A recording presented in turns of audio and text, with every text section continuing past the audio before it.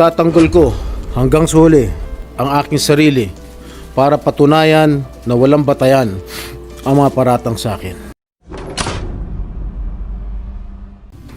I am already in receipt of the warrant of arrest issued against me by the 5th Division of the Sandigan Bayan.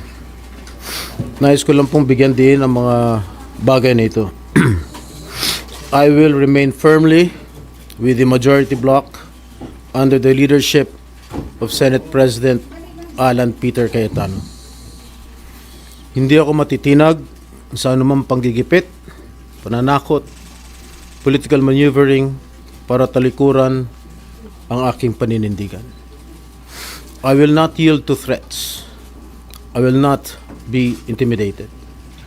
I will not be pressured into surrendering my independence of judgment. I am giving instructions to the Senate Secretary to put on hold my salary. Personal kong pasya ito upang ipakita sa sambayan ng Pilipino na wala akong intensyon makinabang sa pondo ng bayan habang nililinis ko ang aking pangalan. At higit sa lahat, hindi ako papasailalim ng kustodya ng Senado. I will not seek Senate custody. Hindi ko gagamitin ang Senado bilang panangga laban sa mga aligasyon sa akin. Nakahanda akong ipagtanggol ang aking sarili sa hukuman at hindi ako magtatago sa likod ng institusyong ito upang umiwas sa proseso. Ipagtatanggol ko hanggang sa huli ang aking sarili para patunayan na walang batayan ang mga paratang sa akin. Kalokohan ang lahat na ito.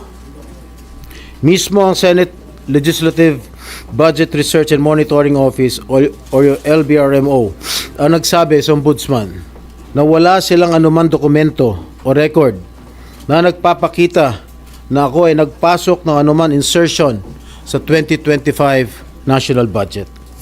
Ang mahalagang impormasyon nito ay kinilala pa mismo ni dating Senate Blue Ribbon Chairman Senator Panfilo Lacson bilang isang makabuluhang ebidensya na sumasalungat sa mga aligasyong binabato laban sa akin. So how can the Office of the Ombudsman file a plunder case against me when I am not even alleged to be part of or the mastermind of the supposed scheme? Wala po akong kinalaman dyan. Ngayon ko lang po isa sa publiko ito. Maraming beses po ako inalok na talikuran ang independent majority bloc kapalit ang pagbabasura sa aking kaso. Ngunit, hindi ko po ito tinanggap. Mas nanaig ang paninindigan ko na ako'y manatili sa hanay ng mga kasamahan ko sa independent majority bloc. I stand my ground. Ngayon kung tatanungin niyo kung sino sila, abangan ninyo ang susunod na kabanata. I stand my ground because what is at stake here goes far beyond my personal circumstances. What is at stake here is the independence of the Senate. This institution must never become vulnerable to external pressure.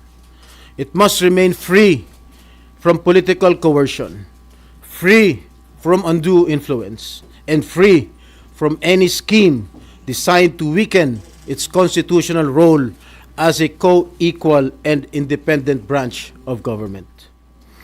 If this is the price I must pay for the decisions I have made and the principles I have chosen to uphold, then I am prepared to face the consequences, however difficult they may be, especially for my family.